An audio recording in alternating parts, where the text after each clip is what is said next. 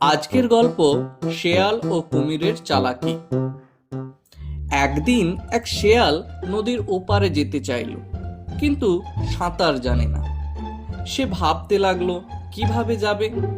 ঠিক তখনই সে দেখতে পেল এক কুমির জলে ভেসে আছে। শেয়ালটি বলল, বন্ধু কুমির, আমি রাজা সিংহের খুব প্রিয়। উনি ওনার জন্য ওপার থেকে মধু আনতে বলেছে। তুমি যদি আমাকে ওপারে পৌঁছে দাও, আমি তোমার জন্য রাজা সিংহের কাছ থেকে এক বিশেষ উপহার আনবো। কুমির খুশি হয়ে বলল, তাই নাকি? তাহলে ওঠো আমার পিঠে। শেয়াল হাসতে হাসতে উঠে বসল।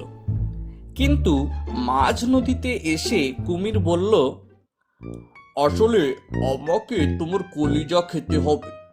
আমার মা অসুস্থ, তার জন্য এটা দরকার। শেয়াল মোটেও ভয় পেল না। সে বলল, ওহ, আগেই বললে না কেন? আমি তো কলিজা বাড়িতে রেখে এসেছি। আমি তো জানি না তোমার মায়ের তা দরকার। আমাকে ফিরে নিয়ে চলো, আমি নিয়ে আসি। কুমির শেয়ালকে বিশ্বাস করে আবার তাকে তীরে পৌঁছে দিল।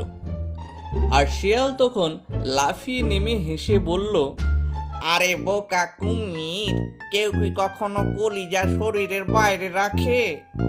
ধোকা খেলি তো। কুমির দাঁত কাঁপিয়ে রেগে গেল, কিন্তু কিছুই করতে পারল না।